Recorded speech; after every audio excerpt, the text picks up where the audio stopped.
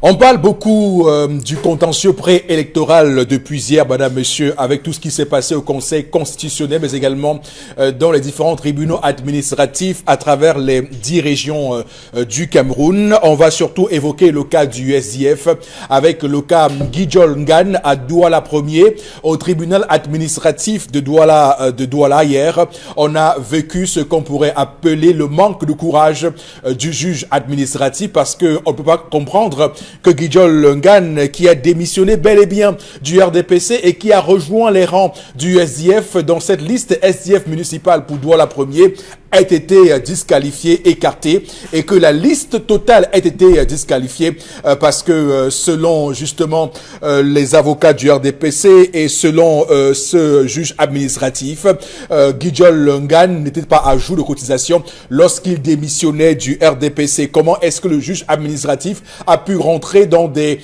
bisbilles internes liées à un parti politique et que dans le même temps au Conseil constitutionnel, Guijol Ngan, militant du SDF dans la liste Vouri Centre, soit accepté par le Conseil constitutionnel? On ne comprend pas. Devant deux juridictions, on a deux décisions. On ne peut pas admettre cela, madame, monsieur, puisque l'on voit également qu'au tribunal administratif du Sud, il y a un cas similaire, puisque vous avez 6 militants du SDF au municipal à Angoulemacan qui ont été eux aussi disqualifiés. Mais là-bas, ils n'ont pas disqualifié la liste. Là-bas, ils ont demandé qu'il y ait le remplacement des 6 militants, ce qui n'a pas été fait justement à Douala 1er, puisque à Douala 1er, une seule personne disqualifiée a conduit à une disqualification de la liste.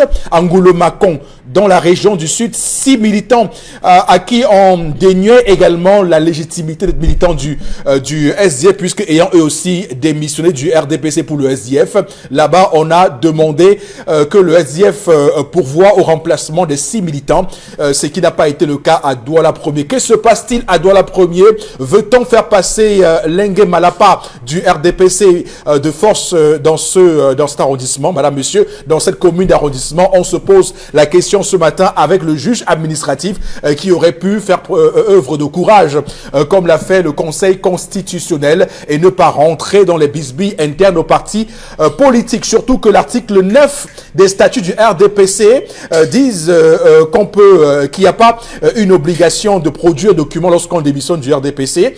Donc on voit très bien qu'il n'y a pas d'obligation de production d'un document certain pour démissionner. Et on voit que là encore, on n'a pas respecté les statuts du RDPC, article 9. Malheureusement, madame, monsieur, nous sommes là en plein dans ce qu'on appelle dans ce Cameroun un pays qui marche à volo, un pays où on ne comprend pas ce qui se passe.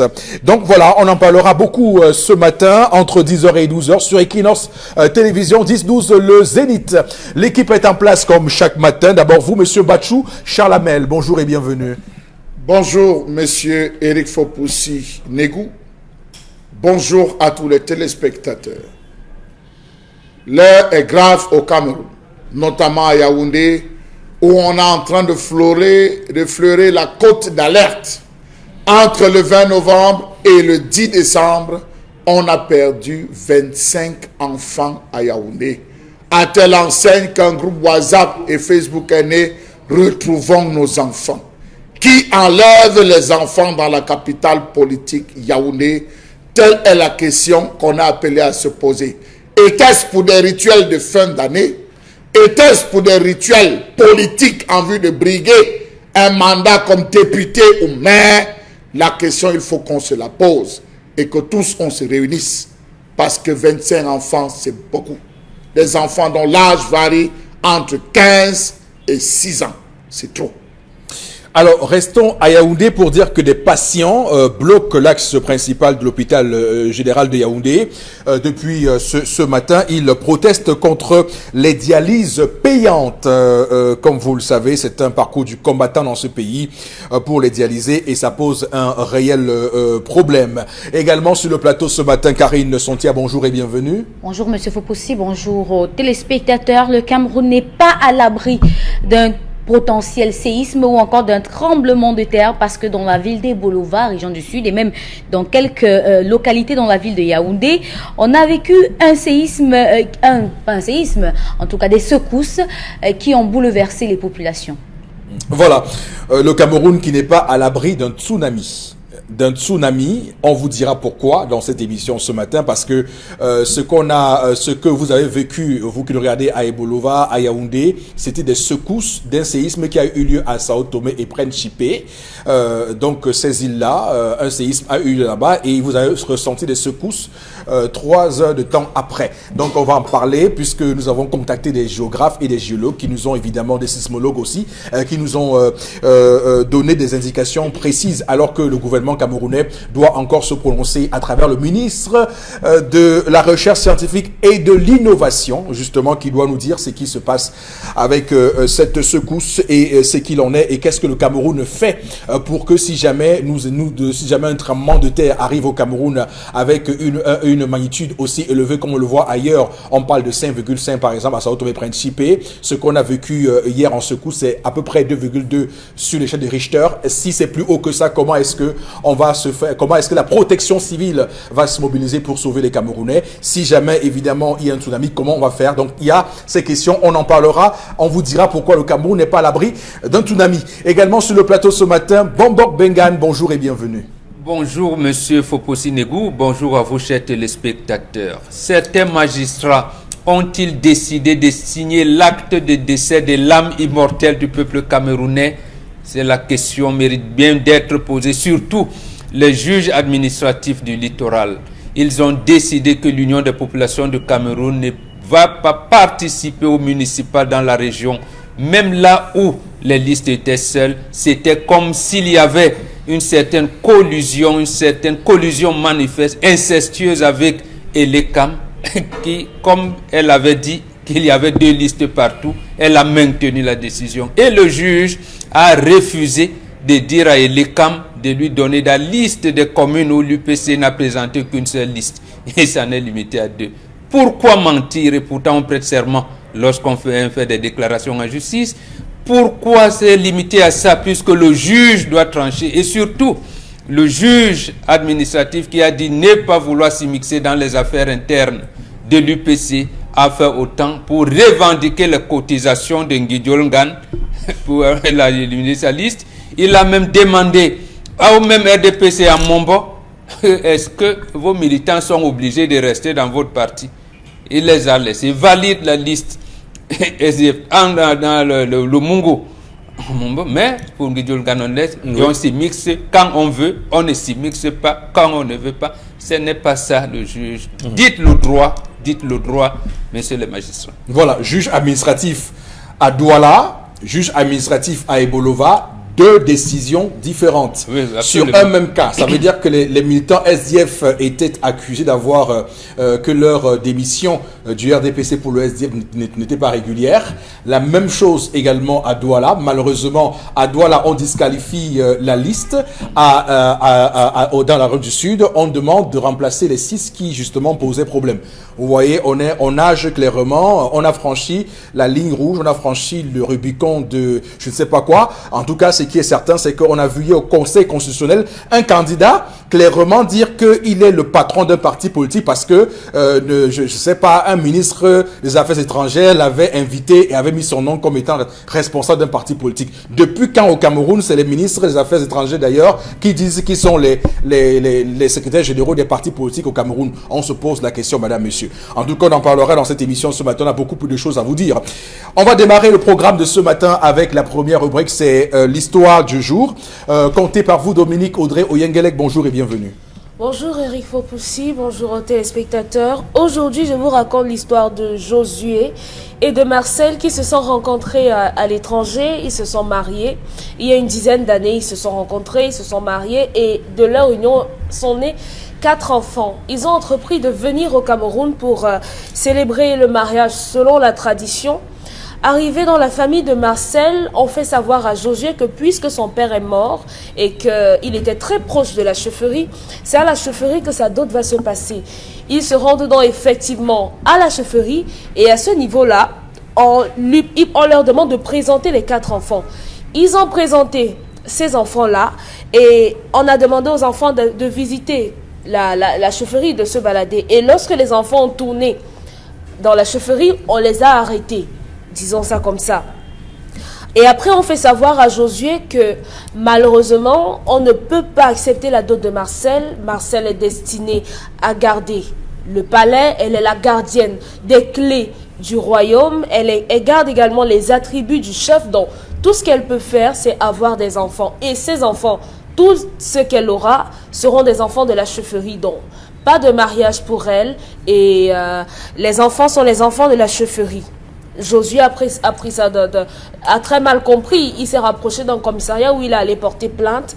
Et le commissaire a pris la peine de se déplacer et de venir rencontrer le chef. Et au chef donc de lui expliquer que Marcel ne peut pas se marier selon les traditions de cette chefferie-là. Donc il sort de là et explique à Josué que malheureusement, moi je ne peux honnêtement rien faire contre cette situation. Mais si tu sens que tu peux aller plus loin avec cette affaire. Il est même allé plus loin. On lui a dit, ça ne sert à rien que vous perdiez votre temps parce qu'on sait tous quelle sera la fin de l'histoire. Alors aujourd'hui, Josué aimerait savoir comment faire pour récupérer son enfant et si possible sa femme. Comment gérer le conflit entre la tradition et la justice? Jusqu'où peut aller le droit des chefferies traditionnelles, parce qu'il faut mentionner qu'il s'est rapproché du chef de son village à lui, qui lui a demandé 1 million de frais d'ordre de mission, disons ça comme ça, pour aller parler au chef du village de sa femme. Donc, comment faire donc dans cette situation? Jusqu'où peut aller la justice dans les chefferies? Alors, l'occasion pour moi quand même de revenir sur un fait qui s'est passé hier, puisqu'on parle de chefferie traditionnelle. Il s'est passé un fait hier à Messa, à Yaoundé, avec le chef Biloua Efa, Sa Majesté Biloua Efa. Alors, vous savez que la gendarmerie est arrivée hier pour lui retirer les attributs de chef traditionnel, d'autant plus que on lui a retiré également tout ce qui concerne les effigies de la République du Cameroun. Donc on lui a retiré cela hier. Ça pose un réel problème. D'ailleurs, il sera l'invité de La Vérité en face ce dimanche sur Equinox Télévision. Notez ce rendez-vous-là. Donc dès ce vendredi 21h, ne ratez pas le rendez-vous avec Sa Majesté Biloua Efa, invité de La Vérité en face. Il dira tout, puisque le bras de fer continue entre évidemment Sa Majesté Biloua Efa et le ministre de l'administration territoriale Paul Atanga Dji. Donc voilà. Pour les chefferies d'ailleurs, il faut qu'on s'entende clairement sur l'histoire de ce matin par rapport à cette conception que nous avons du sacré, de ce qui est consacré par la spiritualité africaine. Donc bon, Bengan, on va commencer par vous pour éplucher l'histoire de ce matin. Qu'est-ce que vous développez ce matin? Non, de dire à ce couple, d'abord à ce, comment vous l'appelez, ce garçon, Josué, que sa femme ne l'a pas trompé. Elle-même n'était pas au courant d'un certain nombre de choses. On l'avait élevé en dehors, en fait, quand je dis en dehors, donc loin de la chefferie, mais on savait quelle attribut elle en assumait et que sa femme ne l'a pas trompé. Elle n'a pas fait un jeu avec sa famille pour estorquer un certain nombre de choses. Donc, qu'il fasse confiance à sa femme. Deuxième chose, Audrey a posé la question. La loi, la tradition, la justice, la gendarmerie. Je vais vous parler d'un livre que 2 Américains ont écrit. Il s'agit de Aaron Simoglou, il est professeur d'économie au Massachusetts Institute of Technology, et M. James Robinson, lui, il est professeur à Harvard. Ils ont écrit un livre, permettez mon anglais, Why Nations Fail, la faillite des nations. Et en sous-titre, on a dit les origines de la prospérité et des origines de la prospérité et de la pauvreté. Dans le livre, il faut bien savoir que les lois doivent épuiser les contours, les us et coutumes de toutes les sociétés qui vivent. Si les lois, comme au Cameroun, c'est pour ça qu'on ne marche pas bien, que le pays va toujours à volo, j'emprunte votre expression, le pays va à volo précisément parce que nos lois n'épousent pas les us et coutumes. Vous ne pouvez pas au même moment, je pense que depuis 1974-1977, dire que ériger certaines chefferies en auxiliaire d'administration et penser que ces chefferies traditionnelles-là n'ont pas des us et coutumes. Et que vous ne daignez pas intégrer ces coutumes-là dans le corpus des lois du pays. Et voilà pourquoi les nations s'effondrent. Ça, pour reprendre les propos des Chinois Chébé. Oui. Voilà, things fall apart. Oui. Donc, les nations s'effondrent. Donc, pour ce cas précis, non, cher ami Josué, laisse, puis si tu t'entêtes, tu vas mourir. Je dis bien, tu vas mourir. Là, on ne discute pas avec Elle ça. n'est pas destinée à être Elle épousée. ne va pas en mariage. C'est-à-dire qu'elle ne peut pas faire ce qu'on appelle célébration nuptiale. Ce n'est pas vrai, elle ne peut pas. C'est qu'elle tuera les hommes. Oui, non, les hommes vont mourir. Voilà, Elle ne tue pas, c'est les hommes qui meurent. Elle ne tue personne. Juste, ils ont des enfants. Et Bon, ça revient au même. Hein, bon, vous prenez comme vous voulez. Ça revient au même. Vous vous engagez à l'épouser, vous mourrez. Il a épousé C'est pour ça qu'on veut les sauver. Ça veut dire qu'on ne peut pas considérer ça comme un mariage. Ce que vous mettez là, ce n'est pas un mariage. Le mariage, c'est ce qu'on vient faire là, la dot. Vous pouvez aller mettre vos bagues là. Ça peut même être en diamant, en 1000 carats d'or, en dessus. Ça, c'est pour vous là-bas. Et pour ça que ça ne l'a pas attrapé. Comme il est venu donc là, s'il considère qu'ils se sont mariés et qu'il peut saisir le juge administratif ou tout ce que vous voulez, là, il va mourir. Il n'y a pas les enfants, il y a des catégories des gens à la chefferie.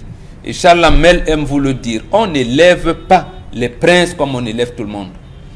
Les routiers. Dans la chefferie, il y a des enfants, même dans nous, dans j'allais dire, dans les cercles initiatiques africains, nous, on détecte une fille 4 jours après sa naissance.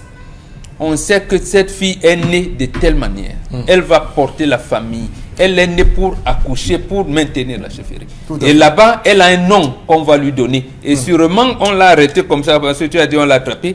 Ça veut dire qu'il y a des initiations qu'elle n'a pas encore faites. Et il faut qu'elle accomplisse. Qu'elle accomplisse cette Voilà, mais maintenant, tu peux faire des enfants avec elle, hein, cher ami.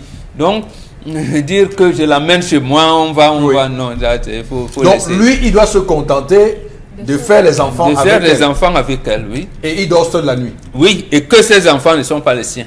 D'accord. C'est les enfants de la chefferie. Non, il va venir vivre à la chefferie, au moins. Non, il n'est pas chef, il peut pas vivre. Voilà. Il va vivre comme ça.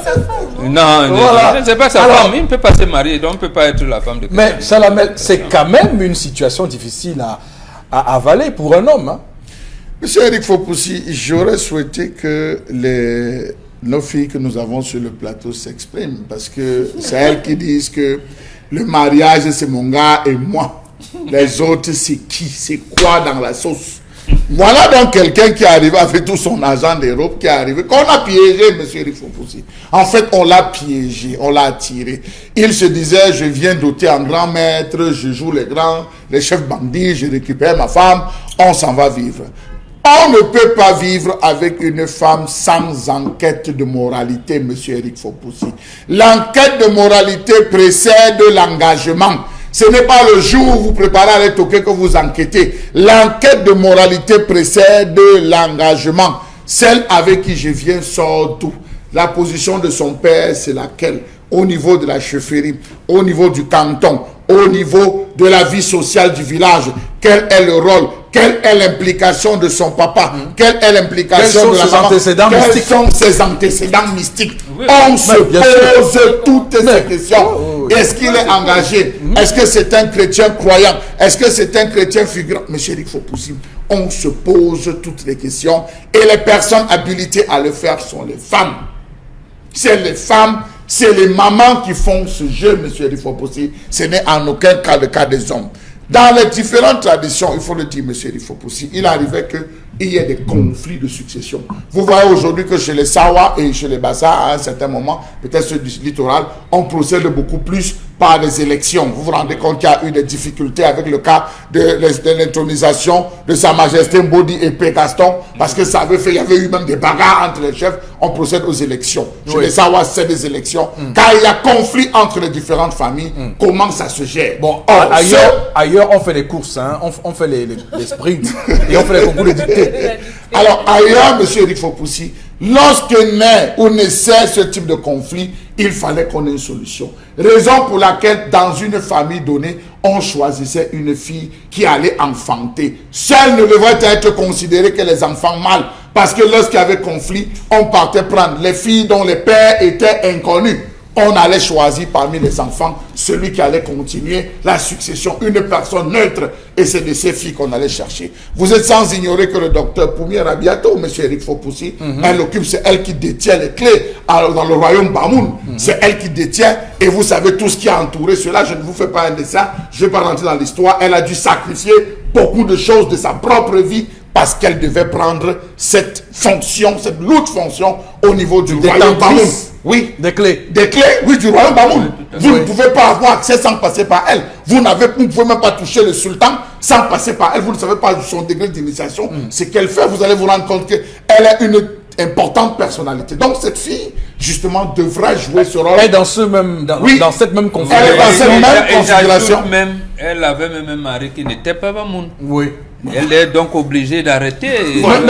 Expliquez-moi, cette fonction de détentrice des clés ne sied qu'aux femmes, n'est accordée qu'aux femmes. Chacun a son rôle. Ça revient donc à vous dire, comme ceux qui ne savent pas de la tradition africaine vont vous dire, on chosifie les femmes. Ils ne savent pas ce qu'elle est le rôle de la femme. Il n'y a pas meilleur conservateur que la femme.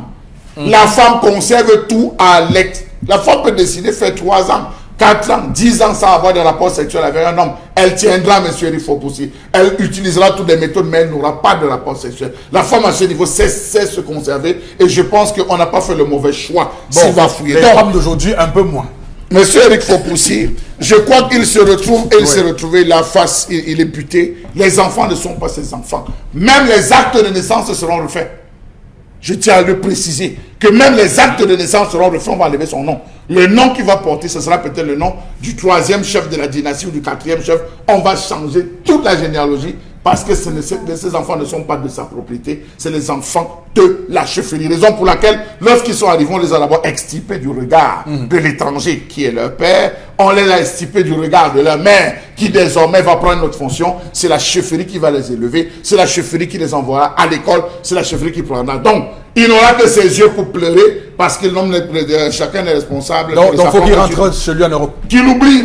Qu'il oublie. D'accord, très bien. Viendra, et je peux vous dire qu'à l'heure où on est en train de parler, il y a des élites, M. Eric Fopoussi. On a réparti ces enfants qui seront élevés chez des élites. Tout à fait. Les élites du village. C'est comme ça que ça se passe. Et s'il décide d'attaquer au niveau du tribunal, il retrouvera devant lui une barrière des élites, des opérateurs économiques qui vont faire front entre la chefferie et lui. Il va perdre. Ok. Je voudrais revenir sur un fait que Bobok a relevé ici, sur l'Afrique ancienne, concernant les femmes, parce que c'est un historiographe qui en parlait, Lasconi, qui disait que généralement on appelle les Amazones, c'est pas un terme africain, et que les Amazones c'est un terme grec, que les femmes guerrières en Afrique s'appelaient les Minos. Dont les Minos de Béanzin par exemple, et qu'on doit arrêter d'appeler les femmes qui sont guerrières les Amazones parce que c'est c'est encore une impôt. Vous avez vu que Muammar Kadhafi de son vivant s'était inscrit dans cette même logique kamite et africaine. Il n'était gardé que par des femmes. Pas des femmes. On peut dire que celui qui est gardé par des femmes peut être sûr que jamais on atteindra. On ne réussira. Donc une femme qui détient les clés d'un royaume, ce n'est pas quelque chose d'extraordinaire. Jusqu'où la femme est responsabilisée en Afrique, M. Rifo. Quand on vous dit que la nuit porte conseil, vous pensez que mais malheureusement, Karine Sontia va me dire ce matin que là encore, c'est chosifier la femme. Mais j'espère que vous ne direz pas ça, Karine. C'est chosifier la femme que de lui imposer une telle fonction. Si vous n'avez pas été éduqué à quelque chose, qu'on ne vous force pas. Non, qu'on ne me force pas. Vous savez, il y a une fonction dans notre tradition aussi qui veut qu'à un moment donné, vous êtes frappé par un esprit peut-être de voyance ou encore qui vous pousse à changer d'orientation, je ne sais pas, professionnelle et tout. Il y a des personnes comme ça qui ont grandi. Ce qu'on appelle les magnésies. Les magnésies, voilà. Chez oui. nous. Moi, on nous passe des rituels. Il y a eu des rituels qu'on a fait pour couper ça. Non. Monsieur Bachou, c'est moi qui parle à l'instant là. Il y a eu des rituels qu'on a fait pour couper ça. Je connais des personnes qu'on a coupées. Il dit, je ne parle pas des choses que je ne connais pas. Non. Je connais des personnes autour de moi, pas d'une autre maison, autour de moi, à qui on a coupé parce qu'elles ne voulaient pas. Par rapport à l'histoire... Bon, encore faut-il savoir si vraiment... Par rapport à l'histoire... Juste ajouter de l'eau à son bémol, un peu de bémol. Lorsque vous êtes frappé par la voyance, vous tombez dans la cour, vous faites une chute et à l'endroit où vous êtes tombé, une source naît. De cette source, on ne peut pas couper une source sortie du sol. C'est dans votre concession. C'est de cette concession qu'on va venir vous laver les yeux et étudier pour vous initier. On a peut-être retardé, mais on n'a pas coupé, on ne coupe pas ces choses. Voilà. Je vous le donne, je vous permets. Par rapport à l'histoire du jour, vraiment, je vais dire déjà à cette famille-là que ces enfants ne sont pas camerounais. D'abord. Ils ne sont pas nés au Cameroun. Ces enfants ne sont pas camerounais. Ils sont des Européens. On ne change pas la nationalité. Si le père ne veut pas qu'on change la nationalité, ils sont des mineurs. On ne changera pas.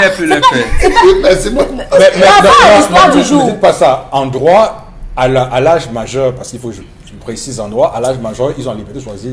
Pour l'instant, ce sont des enfants, ils sont mineurs. Ne donnez pas la malédiction à ces enfants. Tant que leur papa ne veut pas, on ne changera pas. La nationalité, pour l'instant, pas à se prononcer. Quand ils seront, pour les enfants comme ça qui sont nés, Voilà. qui ont subi le droit de sol, comme c'est leur cas, et qui ont aussi la possibilité d'avoir une nationalité grâce au droit du sang, c'est quand ils ont atteint la majorité qu'ils vont choisir. Donc pour l'instant, on ne peut pas s'appesantir sur cette qu'ils soient camerounais ou pas camerounais. Ça, Oui.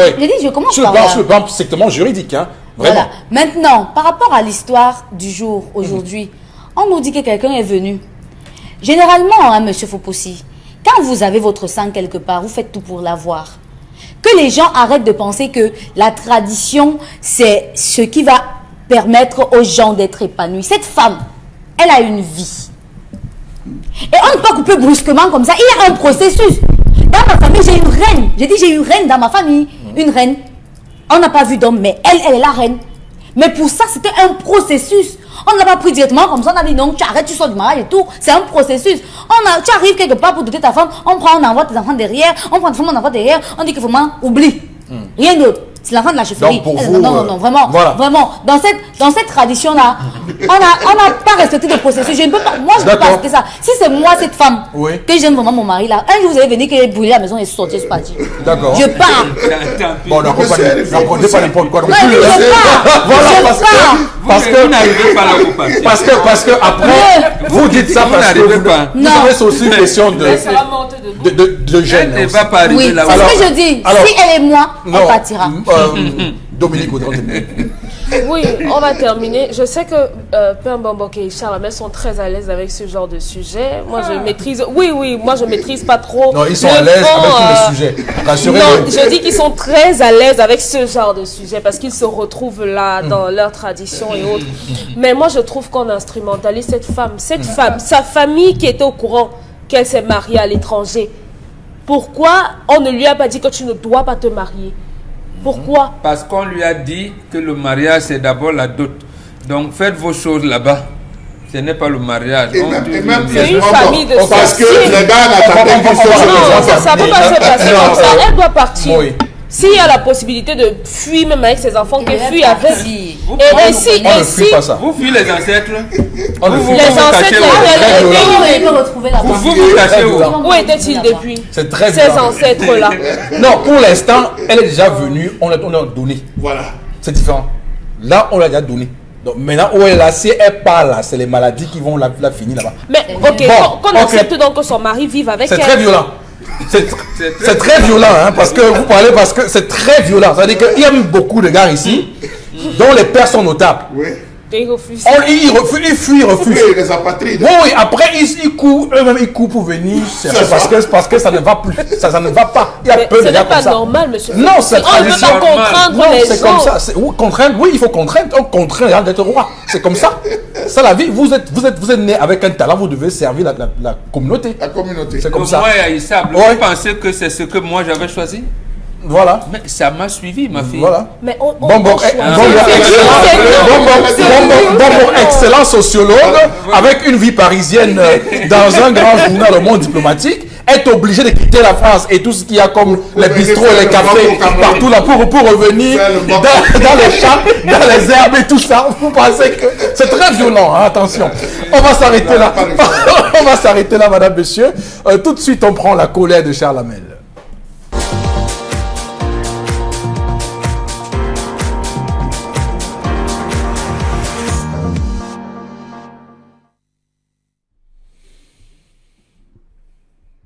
Je m'interroge ce jour sur la question du mépris dont fait preuve les dirigeants de ce pays, mieux l'insouciance dans laquelle on navigue depuis des années. Comment comprendre que l'humain ne soit pas au centre des actions de ce pays? Nous vivons dans le règne de l'irrecevabilité et des moyens non fondés. Comment comprendre que le Cameroun soit dirigé par une classe d'hommes d'État qui ne voit pas d'un bon œil l'émergence d'une société forte? Comment sommes-nous arrivés à ce niveau de précarisation des élites de la nation? Comment garantir la pérennisation de la qualité de formation dont jouit encore notre pays si les garants de ce processus sont précarisés? Comment comprendre qu'il n'existe plus aucun corps de métier respecté plus que l'armée, l'ENAM, l'IRIC, l'ESTIC, l'EMIA et j'en passe? Lorsque vous sortez de ces écoles, on est content parce que vous avez l'argent, vous avez le pouvoir, vous êtes dans le commandement. Comment comprendre que nous sommes en plein dans une république bananière où l'on ridiculise toutes les corporations sans aucune réserve? Les retraités, on méprise. Les étudiants, on avilise. Les avocats, les infirmiers, les instituteurs, les patients, les transporteurs, les bensikineurs, les bayam selam, les médecins, les enseignants, les journalistes, les acteurs de la société civile, les opérateurs économiques, les artistes, les syndicalistes, les gardiens de prison, les hauts commis, les magistrats sont humiliés, méprisés, abandonnés, tabassés, rejetés, mis aux ordres et j'en passe. Les projets n'arrivent pas à maturation. Les chantiers ne sont pas livrés. L'argent est détourné. Les populations aux abois ne subissent qu'une seule chose, une répression extrêmement barbare. Voilà ce dans quoi on vit. Cette bourgeoisie minoritaire, mais très puissante, fait subir à son peuple une misère indescriptible. Un système de santé défaillant où il est plus simple d'acheter un cercueil que de se faire soigner. Où un ministre préfère aller se faire opérer le bras en Europe alors qu'ils parlent des hôpitaux de référence. Ils boivent le champagne alors que la simple eau, après 37 ans aujourd'hui, doit encore être puisée dans des puits et forages en plein centre-ville parce que qualité nettement meilleure que cette boue pâteuse que crachent nos robinets. Ils ont des groupes électrogènes alors que les programmes de délestage sont devenus normaux dans un pays regorgeant de 58 départements, aux multiples fleuves et savanes pleines de soleil. Le taux de chômage qui n'a pas de limite, qui n'a de limite que le nombre de diplômés pondus chaque année par un système éducatif fatigué et décalé des besoins propres et réalités de sa jeunesse. La jeunesse fer de lance est rouillée, qui a fait ce qu'on lui a demandé. Elle a étudié, rassemblé des diplômes pour finir comme bensikineur, colboxeur, sauveteur, vendeur ambulant, commerçants, vendeuses de piments, de jour comme de nuit, veilleurs désormais devant les ministères. Nous vivons les réalités de Tanga Nord et Tanga Sud, ne rêvant que de monnayer une place, un concours au nom d'une fausse histoire d'équilibre régional.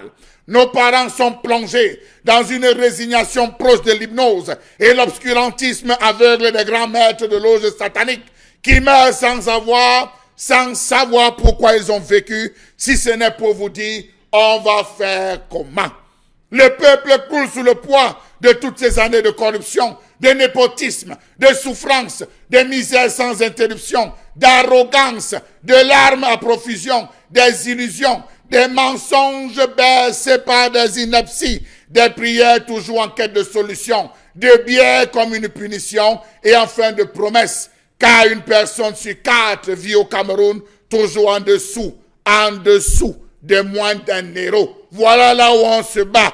Comment comprendre qu'au lieu de travailler à rendre les associations qui existent fortes pour qu'elles soient à même de s'autoréguler, elle met en place des stratagèmes pour l'affaiblir davantage.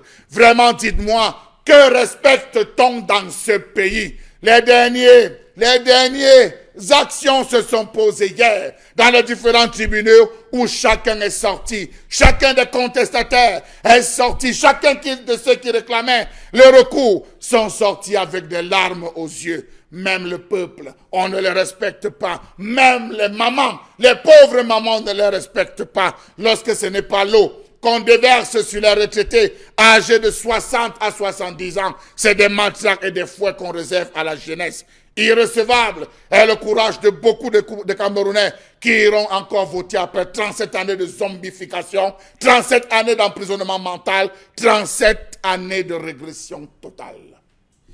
Chalamel, vous ne croyez pas si bien le dire avec ce gouvernement, avec ces fonctionnaires, ces hauts fonctionnaires qui méprisent le reste des Camerounais, les Sangdans, comme a osé le dire un officiel français dans son pays là-bas. Ce qui est intéressant à noter, d'ailleurs, je le dis parce que je l'ai ressenti profondément, nous sommes en 1997, l'histoire est relatée par Titus Edzoa dans son livre « Mon combat pour le Cameroun », où il explique sa descente aux enfers et ce qu'il a dû subir comme mépris, comme chemin de croix à cette époque-là, de la part d'un certain Edgar Alain Bengo, alors préfet du Fundi à l'époque, parce que lui, il souhaitait s'engager comme candidat présidentiel. Il faut voir comment la soldatesque, comment Mbengo l'a menacé à cette époque-là.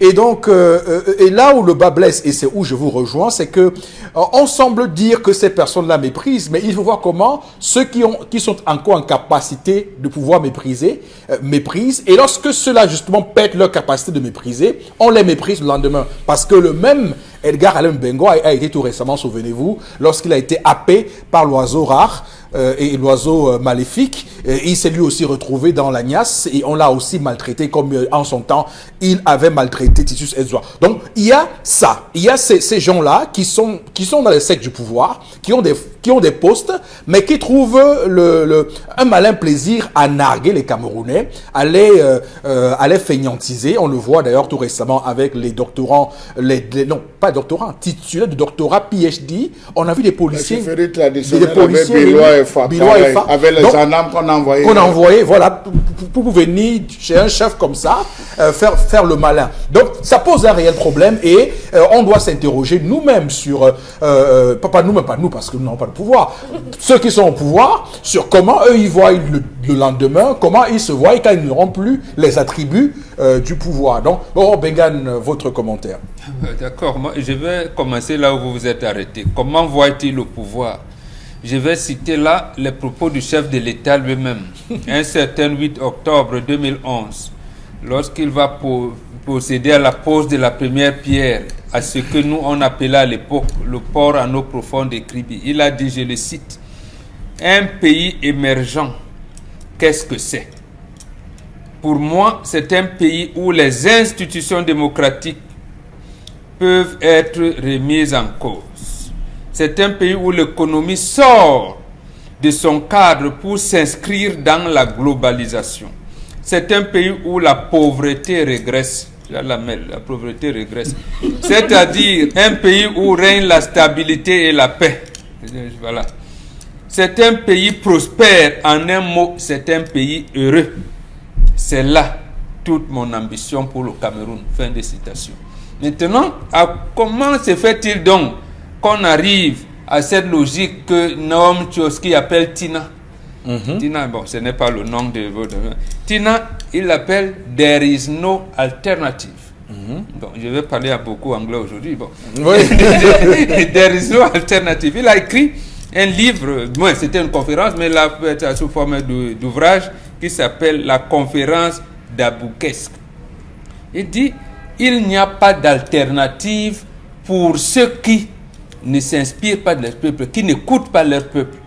Ils n'écoutent pas leur peuple, ils ne prennent pas les malheurs, les misères de leur peuple pour les transformer en bonheur. Le bonheur, on ne cueille pas le bonheur. Ce sont les misères, les heurts, les malheurs de la population qu'on transforme en espérance. En espoir. C'est-à-dire qu'on est avec eux, on se moule, on se confond dans la société pour transformer ensemble. Mais dans leur ensemble, faisons du Cameroun un pays émergent. Ensemble, faisons. Ce n'est pas eux sont là-bas. Mais est-ce qu'on les sent? C'est qu'ils nous considèrent pas comme les citoyens. Ils nous considèrent comme les indigènes. Absolument. Comme des gouverneurs d'une colonie. On les envoie au Cameroun. de venir donc civiliser les Camerounais. On le voit dans les pays où chacun est citoyen, on voit comment ça fonctionne. Voilà. Et c'est le mot, et j'emprunte également l'expression que vous aimez utiliser. Oui. Ils ont une proximité aérienne. Tout à fait. Quelqu'un vient là, au lieu de voir, regarder dans quelle situation aujourd'hui le Cameroun se trouve. Mais où sont les dirigeants? Où sont-ils? Et voilà pourquoi nous sommes donc dans ce TINA. There is no alternative. There is no alternative. Bon, il n'y a pas d'alternative. Oui, il y en a pas. Voilà, c'est clair. En tout cas, c'est tout à fait, on va dire, regrettable, triste de faire ce constat. On le voit au quotidien. Lorsqu'un policier est face à vous, il vous considère d'emblée comme étant un sous-homme. Mais la Faites preuve, il l'expérience. n'y a pas de Faites l'expérience. Vous aimez nous rappeler les préceptes de droit, comment vous appelez, de culpabilité. Oui, la présomption. Est-ce que c'est ça au Cameroun? Chez nous au Cameroun, voilà comment on a renversé. Il y a donc la présomption de culpabilité chez nous.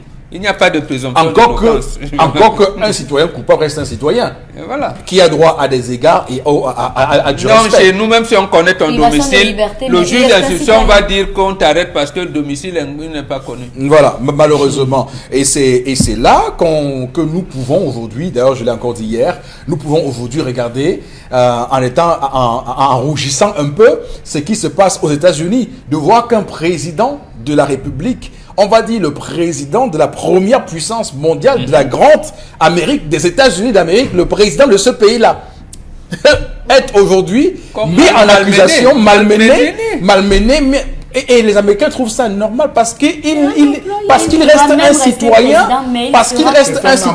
du peuple, monsieur. Voilà. C'est un employé du peuple. Et ils ont même fait pire en 98, vous vous rappelez? Oui. On dit à Bill Clinton, pourquoi vous avez embrassé une fille? Voilà, Bill Clinton aussi. Et c'est voilà. Qui a été mis aussi de l'accusation. Ça vous prend par où? Voilà. Et on le met au jugement. Oui. Voilà. C'est ça la vérité qu'on devrait avoir. Le jour où tous les Camerounais seront des citoyens égaux, comme on le voit, citoyens égaux, quelqu'un va être président et va se rappeler que non, il est président parce que son pouvoir émane de ses compatriotes. Absolument. Son salaire aussi. Merci de le rappeler. Surtout. Voilà, bien sûr, parce qu'il y a des gens à qui le Cameroun a tout donné. Voilà. Continue à tout donner. D'accord, allez-y, Dominique Audrey. Aujourd'hui, nous sommes méprisés par ces gens-là parce qu'ils nous traitent.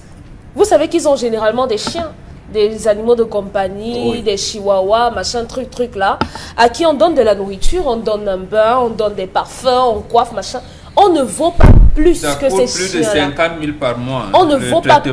D'un chien. Ces gens-là nous traitent comme de la merde. Parce qu'on ne vaut absolument rien pour eux. Dites-moi, comment c'est possible que dans un pays où on fabriquait des chaussures, où on fabriquait des motos, on ne puisse pas instruire des enfants, que les enfants s'asseyent sur des parpaings pour aller à l'école. On coupe les troncs d'arbres. Comment c'est possible, monsieur Fopoussi? Si ce n'est pas... Non, si leurs enfants sont dans les grandes écoles, ça suffit. Jusqu'au tableau. Ok. C'est aussi simple que ça. Si leurs enfants sont dans les grandes écoles, ça suffit. Ça veut dire également que leurs enfants boivent de l'eau minérale. Par conséquent, nous, on boit l'eau du puits. Voilà. Les enfants prennent des avions, Camerco ou bien autres. Nous, on va sur des routes qui sont comme ça, des routes qui ne sont pas éclairées et ça ne dérange personne.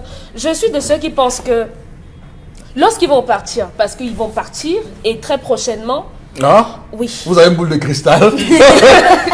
Vous avez une boule de cristal. Je suis aussi tombée dans la cour et l'eau a jailli. Voilà, ok. Tant mieux. Quand ils vont partir de là, oui, parce qu'aujourd'hui ils sont en bonne posture, oui, on devra d'abord les fesser, des fessées publiques. On va les humilier. Parce que tout ce qu'ils ont fait subir aux Camerounais n'est rien à côté de ce qu'on peut leur faire. Aujourd'hui, on a une femme qui est en train de vouloir se tuer parce qu'elle est marginalisée. Parce qu'on ne respecte pas ce qu'elle a fait pour son pays. On ne respecte pas ça. Combien, vous avez vu? Et non, surtout, on l'a punie parce qu'elle a bien fait et qu'elle veut faire mieux. Encore. Vous avez vu comment on traite des commerces, comment on ramasse la marchandise des Camerounais qui se battent dans la rue? Oui. Ils bouchent ils créent des embouteillages, ok. Mais vous voyez comment une mère pleure. Vous voyez comment les gens se partagent sa marchandise sous son nez. Elle ne peut rien faire. Vous ne donnez pas le travail aux gens. Vous voulez que les gens aillent où? Où? Oui. Mais je vous promets. D'accord. Merci de promettre. En tout cas, Je vous promets des cas, que l'arme changera d'épaule. Bien sûr, des cas comme ça, on en connaît. Hein. Le Soudan nous parle, on a également vu la Côte d'Ivoire, la Gambie aussi, il me semble. On a vu des cas comme ça, des personnes qui ont perdu justement leur strapontin. Je ne parle même pas des enfants de la rue qui sont abandonnés à eux-mêmes. Donc, des cas comme ça, on en voit au quotidien. Malheureusement, Blaise Compaoré également a subi au Burkina Faso tout ce qu'il subit aujourd'hui. Donc, alors, Karine, justement, votre regard. Rapport du système sanitaire au Cameroun. On parle encore du choléra en 2019. Et on va certainement parler du choléra en 2020. Mais dans un rapport du ministère de la Santé, on n'a pas mentionné le choléra au Cameroun. On n'a pas mentionné qu'à l'extrême nord, il y a un bébé qui a été injecté par par de l'alcool qui l'a tué. On n'a pas non plus mentionné qu'un enfant a été poignardé dans une école et qu'arrivé à l'hôpital, il a été filmé par les infirmières et mis sur les réseaux sociaux. On n'a pas mentionné que dans notre propre système sanitaire, dans une région qui est en guerre, il y a eu des cas de choléra. On ne nous parle pas de ça. On nous parle de la couverture santé universelle qui n'existe pas. Sur du papier. Sur du papier. Voilà. On nous parle de l'harmonisation, c'est quoi l'humanisation des soins de santé que nous ne voyons pas. Peut-être que ça existe dans des papiers. Dans un Cameroun comme le nôtre, aujourd'hui, M. Foupoussi, on traîne un enseignant dans la boue, on le met en prison parce qu'il a prononcé le nom d'un opposant politique. Camto. On traîne un enseignant dans la boue, on frappe, on brutalise une enseignante parce qu'elle a puni un élève. On brutalise un autre enseignant parce qu'il a puni un élève pour n'avoir pas fait ses devoirs ou encore pour avoir laissé son parent faire son devoir. On prend les enseignants comme des chiffons. Dans un pays où aujourd'hui quelqu'un peut se lever chez lui parce qu'il porte des galons, aller dans un établissement, un lycée, frapper un enseignant parce qu'il est parent d'élève. Mais vous pensez vraiment qu'on a un endroit où on va? Quand dans un pays pareil, le seul corps qui est capable de former tous les autres corps est aussi marginalisé. Le métier d'enseignant, vous connaissez combien ça coûte? Un enseignant de lycée au Gabon est payé à 500 000 voire 600 000 francs. 700 000. 700 000 déjà. En Côte d'Ivoire, 500 000 francs. Au Cameroun, c'est à peine 250 000 francs. Mais vous trouvez quand même le courage de le brutaliser. Quand il est hors échelle. Quand il est hors échelle, c'est plein hors échelle, avec beaucoup d'années d'expérience. Moi, j'ai eu un enseignant de lycée, physique, chimie, technologie, qui est mort à l'âge de 65 ans sans être surveillant général. Surveillant général, la craie tous les jours. Aujourd'hui, on a une jeunesse qui est marginalisée, qui trouve pour seule distraction le sexe, l'alcool, les réseaux sociaux et les jeux de hasard. On a dans un pays où tout le monde dit qu'il n'y a pas de pièces de monnaie, il n'y a pas de pièces de monnaie. On ne nous dit rien par rapport à cela. Aujourd'hui, dans notre pays, on a une hiérarchie, un gouvernement obèse, opaque, moyenâgeux qui nous gère, mais qui nous gère avec la main de fer. Ok, vous êtes quand même très dur, hein, je trouve. Vous êtes quand même mais c'est ce que je ressens. C'est ce que je vis. Le peuple est méprisé. Ok, d'accord. En tout cas, je suppose que je le dis juste en ironisant pour dire que pas que voilà, parce que n'imaginez pas que moi Foupoussi, je dis ça un jour. Voilà.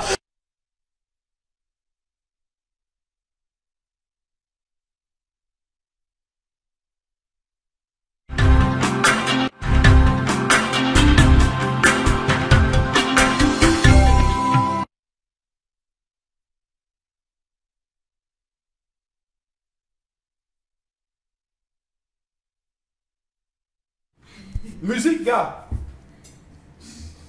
Karina.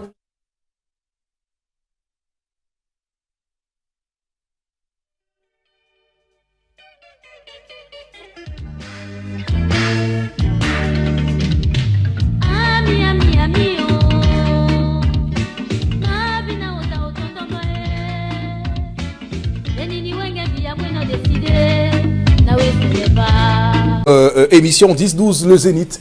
Nous sommes le vendredi 20 décembre 2019. On démarre cette deuxième partie avec cette colère de Charles Hamel ce matin sur ce mépris d'un gouvernement vis-à-vis de son peuple qui est, souvenez-vous, son patron, parce que le patron est le peuple. Le peuple, c'est celui qui donne le mandat justement à des individus, à des personnes pour porter, pour le représenter. Donc le peuple peut à tout moment retirer justement ce mandat-là s'il le souhaite. Donc Charles Hamel sur cette question.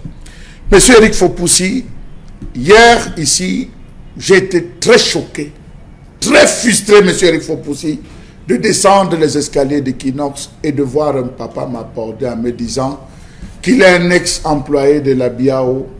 Il est aujourd'hui frappé de la cécité, il ne voit pas monsieur Eric Fopoussi. Depuis qu'il réclamait son argent, il était parmi les collectifs, on les aspergeait de l'eau devant le premier ministère, on les a tabassés. Aujourd'hui, il ne parvient plus à voir, il va faire comment pour réclamer son argent. Pourtant, c'est quelqu'un qui a rendu service. Il était avec sa fille, monsieur Eric Fopoussi. Il a coulé de larmes. Je me suis dit, bon Dieu, si j'arrive à cet âge, et qu'au lieu de manger, je me mets encore à courir, c'est que nous vivons dans quelle république? Nous vivons dans quelle république? Si seulement, monsieur Eric Fopoussi, je pouvais avoir le pouvoir. Si je pouvais avoir l'anneau de Gigès, monsieur Eric Fopoussi, cet anneau qui me donnerait tous les pouvoirs, je ferais beaucoup de choses dans ce pays, monsieur Eric Fopoussi.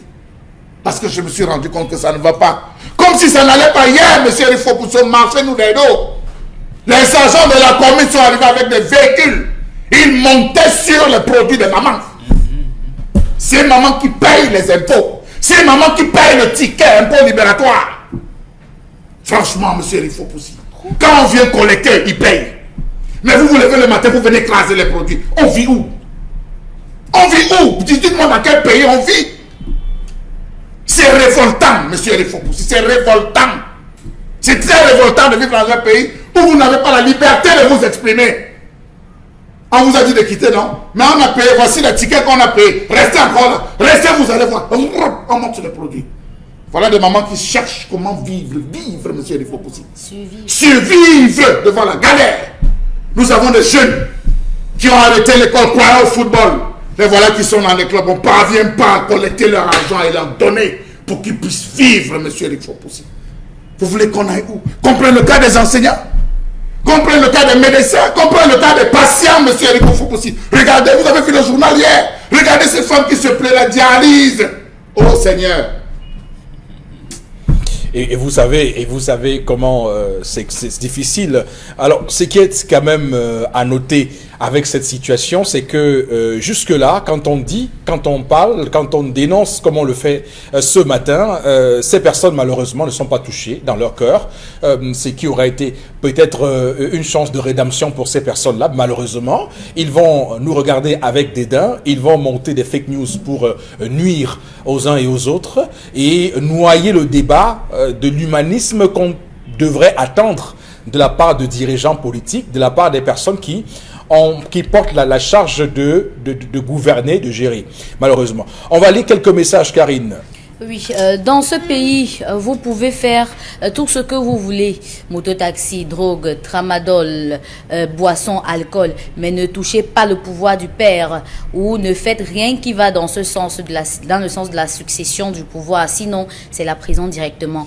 Détention provisoire, abusive, séquestration et j'en passe. Quelqu'un a dit, être Camerounais, c'est un métier. Mais moi, je dis être Camerounais de nos jours, c'est une maladie. Et le seul médicament, c'est l'alternance. Ça, c'est un message de Nelson Dengifo qui nous écrit sur la page Facebook. Oui. On ne peut pas fuir la tradition concernant l'histoire du jour. Lorsque vous avez été choisi, vous allez assumer. On peut juste ralentir, mais pas couper les liens avec la tradition. J'ai une amie que ça a attrapé et après maintes fuites, elle a été finalement initiée. Elle aussi a une fille de 3 ans qu'il va falloir initier plus tard. Mais pour le moment, on ferme juste ses autres yeux. Les initiés comprendront de quoi je parle.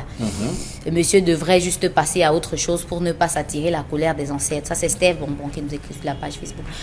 Alors, nous sommes dans un pays où les enseignants et les médecins sont marginalisés. C'est trop. Après au moins 7 ans d'études, ils sont bafoués comme de la ne vais pas prononcer ce mot. Et pourtant, on voit les étudiants de l'ENAM, EMIA, école de police, j'en passe, qui seulement pendant 2 ans d'études sont glorifiés. C'est trop que ce pays change. Nous devons privilégier les enseignants et le corps sanitaire. Le reste sont des institutions qui forment les bandits à col blanc. Et il est temps que le système change. C'est alarmant. Le pays n'avance pas. Monsieur Eric Fopoussi, on a moins de 5000 enseignants pour 200 000 étudiants. C'est un ratio, c'est pas un ratio. On peut même en recruter 10 000. Tout à fait. On peut, j'ai dit dans ce pays, on peut même en recruter 10 000. On a moins de 5 000 enseignants pour 200 000 étudiants. Dieu seul sait qu'il y en a. On est même en déficit. D'accord, on va s'arrêter là pour les messages, tout de suite rentrer dans la revue des réseaux sociaux. Je voudrais, avant qu'on ne rentre, quand même rendre hommage à Charles Hamel pour cette colère ce matin qui nous a permis quand même de faire le tour des frustrations, de nombreuses frustrations. Monsieur, il faut pousser ça, c'est seulement un an.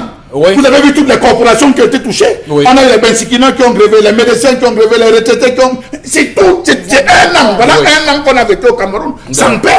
2018 à 2019, un an sans paix. Tous les jours les remous, quand ce n'est pas les dockers, mais qu'on arrête un peu ça. C'est une bourgeoisie minoritaire qui tue ce pays, monsieur Rifopoussi. Voilà, en tout cas c'est tout à fait clair, on a paupérisé les Camerounais. D'ailleurs j'écoutais encore un Camerounais se plaindre d'avoir été licencié abusivement par le chef de son personnel, tout simplement parce qu'il a fait rentrer dans l'entreprise un bout de pain qu'il avait chargé avec du beurre et du chocolat, et que justement il y avait un papier sur lequel on parlait de Maurice Kamto du MRC. On a dit qu'il fait la politique en plein entreprise, on l'a foutu à la porte. Oui, le gars actuellement ils sont devant l'inspecteur du travail, et vous savez comment ça se passe au Cameroun, c'est très compliqué. Le gars est là comme ça, il est totalement perdu. Malheureusement ça se passe au Cameroun, et vous avez des gens qui vous disent que le pays se porte bien. Vous cherchez à serrer votre véhicule, toute la lignée est rangée, vous cherchez à serrer votre véhicule, vous réussissez à parquer même avec tout ce qui est là, vous cherchez à payer, on vous dit qu'on ne prend pas la budget, on vient saboter, mettre des sabots sur votre véhicule, on vous demande de payer vers ça. Vraiment monsieur, on va, je ne sais pas comment expliquer ce qu'on est en train de vivre. Très bien. On va, évidemment, je vous ai dit qu'on nous considère pas comme des citoyens. Je vous ai dit que dans les pays qui se respectent, la notion de citoyen a son sens. Les mots ont un sens. Et au Cameroun, on nous considère comme des indigènes. On est encore à l'époque coloniale où nous avons quelques contremaîtres qui sont chargés de nous tenir au fouet, au bâton, pour que nous fassions ce que la métropole décide qu'on nous fasse, et que ceux qui sont contremaîtres puissent continuer à s'en mettre plein les poches, à manger à satiété, pendant que les Camerounais, à l'extrême nord du Cameroun, peuvent passer des semaines et des semaines sans avoir quoi manger ou l'eau à boire digne de ce nom. On va s'arrêter là. Il y a beaucoup à dire sur les frustrations des Camerounais. Si on commence, si on ouvre cette page-là maintenant, on va se retrouver en 2020 que ça va finir. Donc on va tout de suite prendre la revue des réseaux sociaux, Karine Sontia. Dans le cadre de la revue des réseaux sociaux, on commence par le contentieux préélectoral pour les législatives et municipales 2020 devant les juridictions camerounaises, la Cour constitutionnelle et aussi les tribunaux administratifs. Tout c'est dit, ça a commencé depuis hier, et il y a des rapports qui sont tombés déjà. Législatives 2020, le Conseil constitutionnel constate l'inéligibilité déjà de Hervé Emmanuel Com et ordonne son remplacement dans la liste du RDPC pour l'élection législative dans la circonscription Vouri-Est. Alors, pour double nationalité, voilà la raison. Et dans d'autres circonscriptions, on annonce l'annulation de plusieurs listes de l'UPC et aussi du SDF à Vouri. Hein, dans la première. Alors, je sais pas, l'archive de presse qu'on a vue à l'écran à l'instant chez Challenge Hebdo, on va clairement le dire, hein, Monsieur Biya est l'incarnation vivante de l'incapacité à gouverner. Dixit Hervé Emmanuel Com. Alors, on est en 1991, non 92. Oui, donc comme ça. On dirait une rancune. Alors, je ne sais pas si c'est ça qui le rattrape, qui le suit jusqu'à aujourd'hui, mais je note quand même que devant le Conseil constitutionnel hier, on l'a pas défendu comme il fallait quand même, parce que Clément Atangana a bien dit aux avocats du RDPC que vous n'êtes pas ici pour prouver qu'il est camerounais, parce que on nous a saisi pour constater qu'il a 2 nationalités. Clément Atangana a passé son temps à le rappeler, et encore pour enfoncer le clou, Le ministre Grégoire Ona arrive en fin de plaidoirie et dit que vraiment tout ça c'est parce que le candidat, le candidat concurrent court. Donc pour finir, on l'a défendu un peu, on va le dire mollement. Ils auraient souhaité quelque chose d'assez important, que l'on disqualifie la liste RDPC. On ne peut pas s'arrêter là. D'ailleurs, les Camerounais sont surpris que devant tout un conseil constitutionnel, on est en Mondiovision, devant un conseil constitutionnel, quelqu'un a présenté une CNI, un passeport avec des cachets, un certificat de nationalité, et le même conseil estime que le gars, il a de nationalité. Et vous savez qu'au Cameroun, la loi est claire. Quand vous avez acquis une autre nationalité, vous perdez la nationalité camerounaise. Donc si vous avez un document après ça, c'est carrément du faux. C'est à Mondiovision. Et il est en liberté. Moi, je pose la question. Bombok. Non, moi je ne sais rien du droit, mais on n'était pas devant le juge pénal. On était devant le juge électoral. Non, le procureur au moins n'était pas le droit de t'aider. Non, on a saisi parce qu'il a une double nationalité. On a pour qu'il ne soit pas candidat aux élections. On ne l'a pas saisi pour... Il y a un procureur. Il y a un procureur. Je n'en sais rien. Le procureur pourront donc voir plus tard. Mais là, c'était pour que toi, là, le français, tu ne dois pas entrer ici. Ce n'était pas pour que le français, là, tu as fait le faux. On va te mettre à connaître. Bombok, supposons que quelqu'un arrive au Conseil constitutionnel. Comme vous dites là, il est venu pour son affaire des élections. Il prend une arme, il tire sur quelqu'un. On laisse sortir. Non. Parce qu'il est venu au Conseil constitutionnel. Non. Sinon, on aurait arrêté les CAM depuis la présidentielle. Voilà. Ils ont présenté les PV non signés. C'est pas le faux. C'est le même que... Oui, mais je dis que parce que c'est le faux là-bas. On va pas laisser le faux ici. Ça veut dire on est dans le faux à Mondiovision. Non, c'est pas le juge pénal là.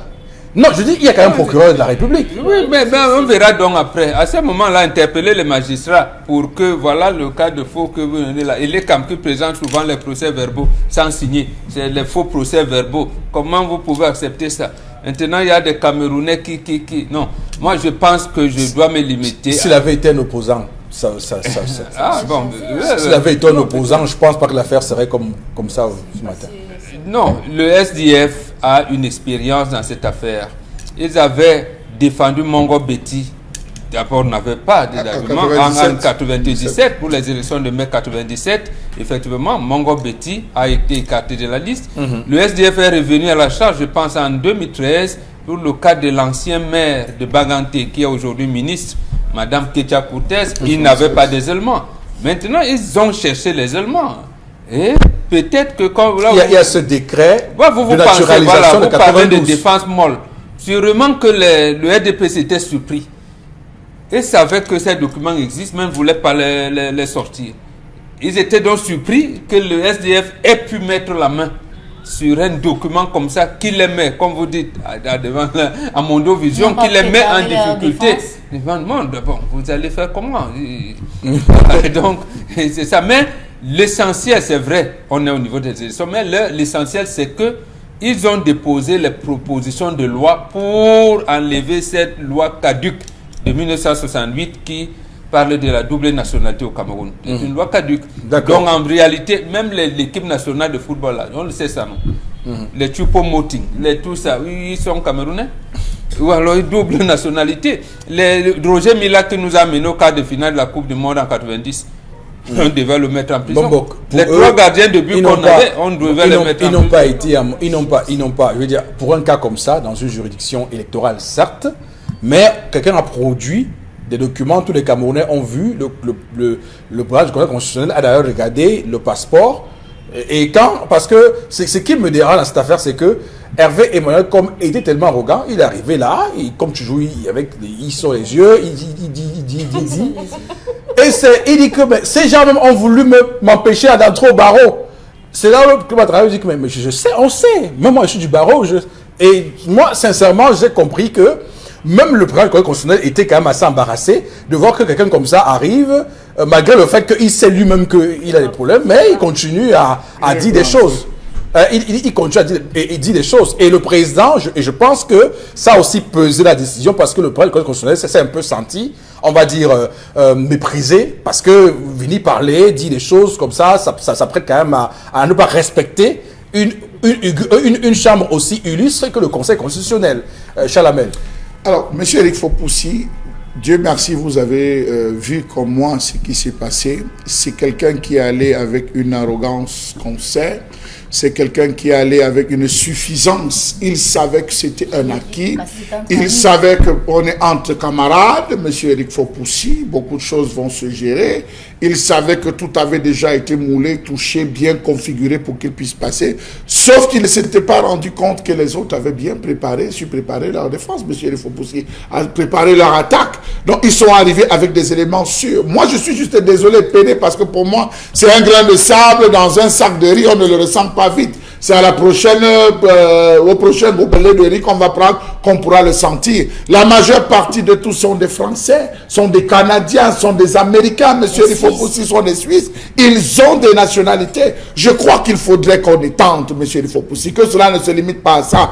Parce que Emmanuel, comme lui-même l'a dit après, que c'est un règlement de compte, mais il ne sait pas qui a commandité cela, monsieur Eric Fopoussi. Il s'attendait à tout, sauf à cela. Il s'est tourné. Non, il ne peut pas dire ça quand même. Hein. Monsieur Eric Fopoussi, je vous dis que si vous avez vu la déception qui se lisait sur son visage, si on vous avait fait voir les premières images de lui sortant de là, vous aurez réalisé la grande déception. N'oubliez pas que c'est quelqu'un qui a mouillé le maillot, comme on dit. Il a véritablement mouillé le maillot contre le RDPC.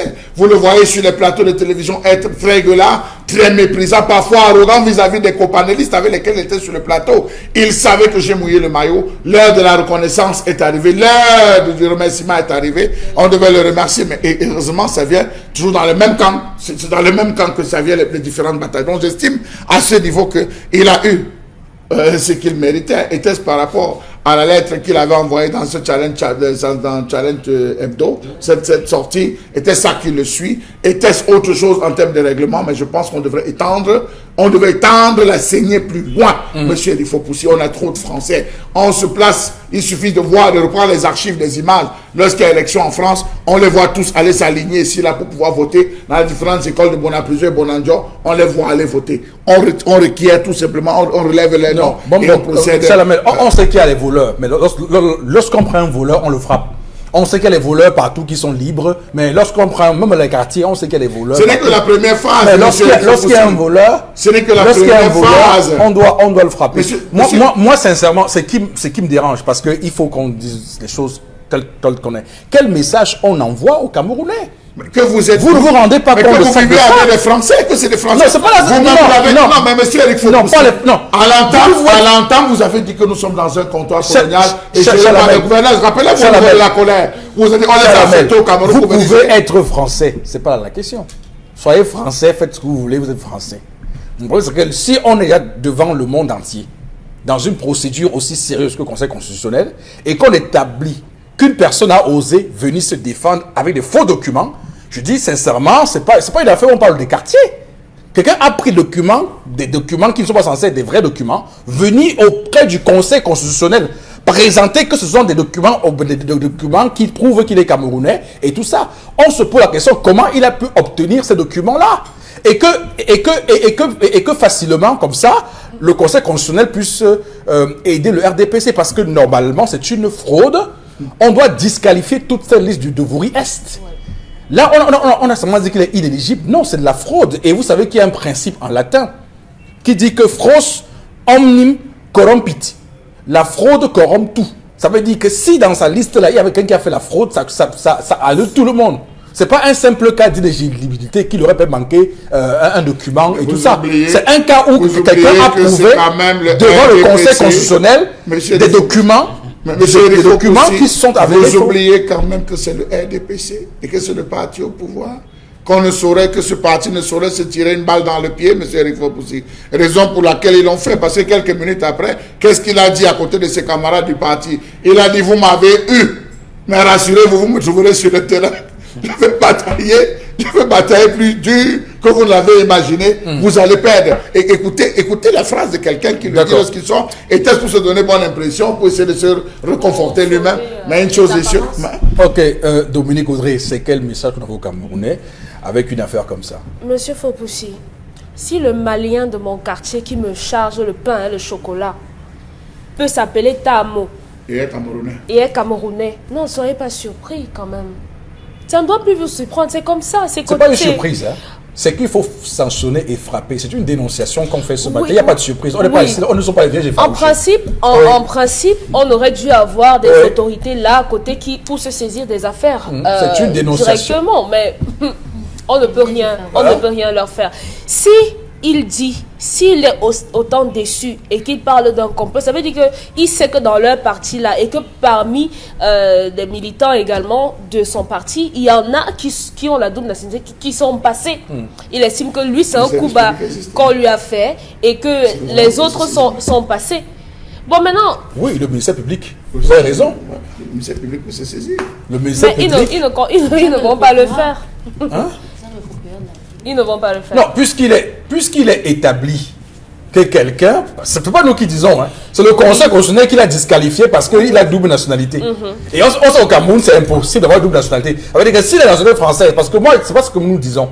C'est le Conseil constitutionnel qui a disqualifié son nom dans la liste par rapport... parce qu'il a double nationalité. Oui. Et donc, s'il a double nationalité, ça veut dire qu'il a acquis une nationalité, notamment celle du Cameroun, de manière frauduleuse. Dans le contexte, j'évoque ici le contexte de presse de Die Yango. Aujourd'hui, chef traditionnel, monsieur, il faut dans la zone de Mouankoum. Imaginez-vous, lorsque le gars, il a postulé, lorsqu'il avait postulé, il voulait être président, on s'est rappelé qu'il était américain, on s'est rappelé qu'il était américain, on a invoqué, on a mis tout cela. Au moment où on a demandé qu'on se saisisse de l'affaire, les gars ont dit que non, on ne voulait pas qu'on l'emprisonne, on ne voulait pas qu'on le batte. Tout ce qu'on voulait, c'est qu'il ne soit pas seulement président à la SOCAM. On peut transposer ça. Dans ce cas, on veut juste l'évincer des élections, c'est tout. L'action, les gens ne veulent pas continuer l'action. Non, mais non, Chalamel, j'ai compris ça. Je comprends bien ce que vous dites. Mais je suis sur le palais ce matin. Hein. Ça veut dire qu'on a laissé les élections. On est allé en fait. Je vous dis que si ça avait été, n'oublions pas que dans de moralité, même de légalité, de respect de la loi, n'oubliez pas que les gens sont allés en prison dans ce pays parce qu'ils ont marché pacifiquement. Il ne faut pas que dans un pays, il y a ceux qui peuvent violer la loi et ils sont tranquilles, et l'autre qui peut la violer, c'est eux comme en prison. C'est ça qu'il faut qu'on s'entende là-dessus. Oui, pour que la loi soit respectée dans ce pays. L'opportunité des poursuites. Oui, l'opportunité des poursuites, c'est justement un souci d'ordre public. L'opportunité, c'est un souci d'ordre public. Mais vous pensez que le RDPC doit se faire harakiri? Bien sûr. Voilà. D'accord. Mais harakiri, pourquoi c'est ça, est-ce que non, même pas, parce qu'en fait, s'ils ont déjà laissé, qu'ils soient disqualifiés, ça va être qu'ils vont faire harakiri. Est en ce moment est un bastion qu'il faut absolument conquérir et conserver, monsieur Rifoposi. Le faire disqualifier, maintenant, c'est donner la possibilité à d'autres. Est-ce que c'est le RDPC qui disqualifie? Oui, mais les Clinton disent là au Linga, tu vas faire comment? Le conseil constitutionnel, c'est qui? C'est qui, monsieur? Le conseil constitutionnel, c'est qui? On le met en examen, on l'inculpe et tout. C'est le RDPC. Voilà. Ah, c'est le RDPC qui va l'examiner. Oui, maintenant, arrêtez alors le Clinton dit. Les Chumbo Moting. Albert Roger Mila. Il y a aussi le cas de Ginjon Gan qui a été validé à la Cour constitutionnelle mais rejeté au tribunal administratif. Oui, ça c'est un cas du SDF, un cas aussi regrettable parce que là encore, et c'est bon, vous avez dit qu'on ne parle pas parce que c'est ce qui est normal, mais on va seulement parler. Donc, on va seulement parler parce que c'est quand même ahurissant. Hein, c'est ce qui s'est passé à Douala Premier. On a disqualifié la liste du SDF parce que ce monsieur, Ginjon Gan, justement, avait démissionné du RDPC pour le SDF. Il se retrouve sur la liste du SDF. Alors, les gars ont trouvé une dernière magie, une dernière sorcellerie pour dire que quand il quittait le RDPC, il n'était pas en règle avec ses cotisations. C'est pourquoi on suppose qu'il n'a pas encore vraiment démissionné du RDPC tant qu'il n'a pas fini ses cotisations. Donc, il a encore un RDPC. Monsieur quand vous faites une observation, vous voulez la qu'on parle trivialement. Il y a, avant toute élection par la majorité, un conseil de guerre. Appelons ça un conseil de guerre où ils s'assiedent entre eux et procèdent à un découpage. Pierre, le découpage électoral, on dit bon, si on met l'UPC ici, ils vont nous nuire. Ici, là, on annule l'UPC. On va dans tel endroit, on met quel parti? On peut mettre, excusez-moi, je dis n'importe quoi, on peut mettre le MS. Non, ils sont disqualifiés. On met le PCRN, par exemple, là. On met le PCRN. On dit, bon, ici, si le PCRN passe, est-ce que ça va être validé là-bas? Ah, non, c'est entre eux, ils vont se débrouiller. On va entendre une autre page. On dit à tel endroit, on fait passer l'UDC. On fait passer. C'est des calculs qui sont faits. Et c'est répandu en disant que bon, lorsqu'ils vont arriver à tel niveau, voilà ce que vous devez faire. On doit rester sur le principe de ceci. Vous allez grincer les dents, vous allez crier. Ils se sont déjà assis. Cette bourgeoisie minoritaire, M. Rifopoussi, c'est déjà assis à décider comment cela va se faire les jeux. Et les jeux vont être faits. La preuve, Mbombo a ouvert l'émission tout à l'heure avec la disqualification au municipal de l'UPC. Lorsqu'ils ont évoqué en disant, mais comment est-ce qu'on peut arriver à ceci? Présentez-nous une municipalité ou une commune où il y a deux listes qui sont affrontées, même celle d'une seule liste. On a dit ce n'est pas notre rôle, c'est à vous qui venez de le faire. Mais voyez jusqu'où on est arrivé. Donc la machine avait déjà établi que à telle zone, l'UPC ne devait pas se présenter. Je prends simplement ce cas pour que vous compreniez que c'est un jeu dont la règle sont voilà, premier précisément, c'est un cas particulier.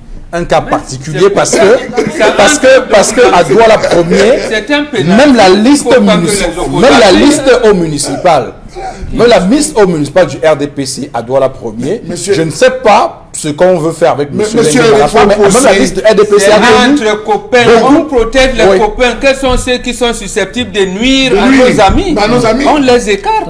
Donc il y a beaucoup de gens RDPC qui ne sont pas contents à Douala premier, beaucoup. Monsieur Rifopoussi, vous étiez sans ignorer, Mbombo l'a dit à maintes reprises, ici concernant, on a vu l'affaire de l'hôtel de ville qu'il fallait établir. On se rappelle des 800 millions qu'il fallait percevoir du FEICOM. Tout ce qui s'est passé, qui a même emporté la tête de l'ancien préfet. Vous voulez qu'on ouvre tous ces différents dossiers sur l'ancien préfet par rapport à cet argent? On était sûrs, tous savaient que ici, la Lengue Malapa ne peut plus se présenter comme étant le prochain maire. On savait que son mandat était révolu avec tous les problèmes, avec la justice, avec tout. On le savait, mais on était surpris, M. Rifopoussi, de se rendre compte que c'est même la liste, et il était en tête, M. Rifopoussi, bien encadré, bien protégé par Ngale Bibé, qui lui a ajouté dans cette liste sa propre épouse. Donc c'est pour vous dire, M. Rifopoussi, qu'on s'est retrouvé dans ceci, comme Mbombo le dit, c'est des copains, c'est des amis.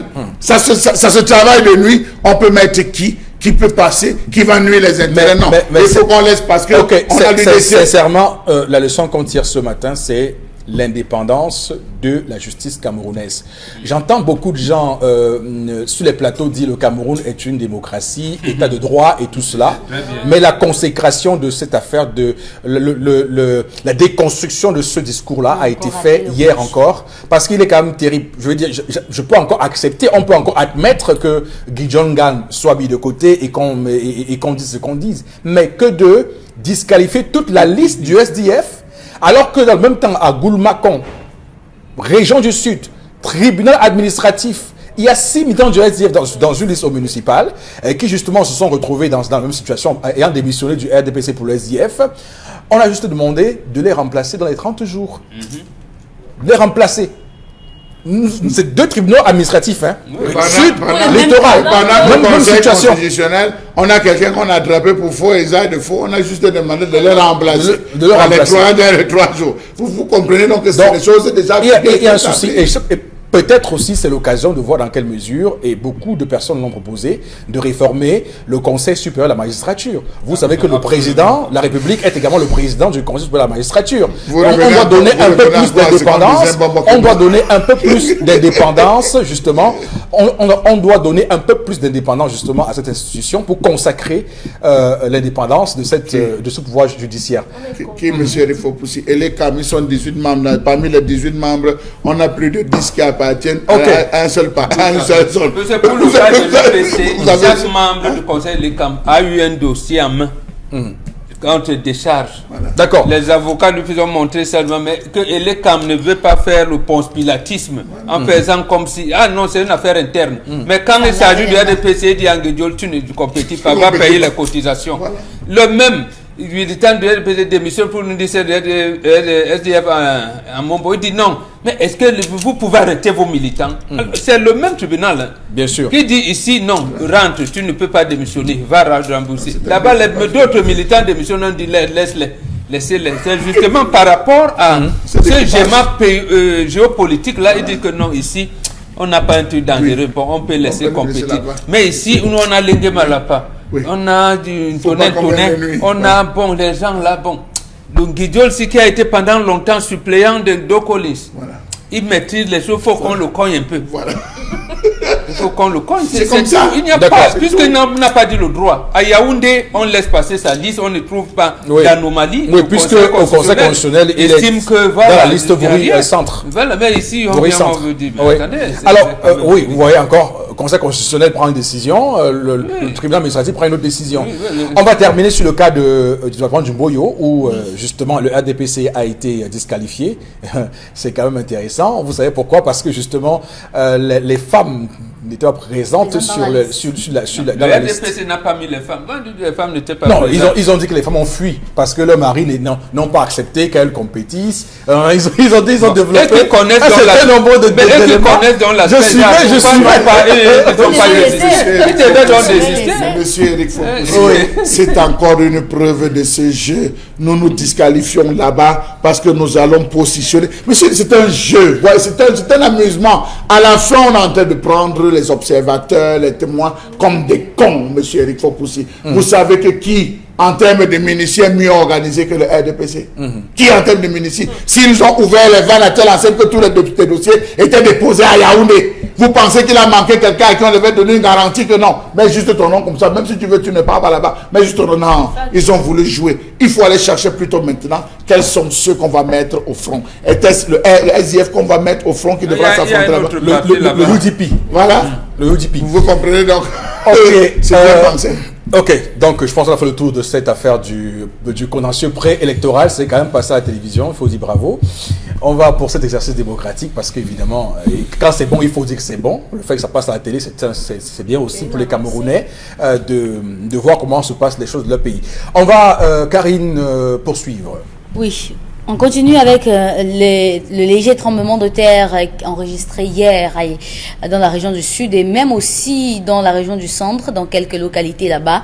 Selon les témoignages des autorités administratives, il s'agit d'une secousse, une légère secousse qui a duré moins d'une minute pendant 10 à 15 secondes.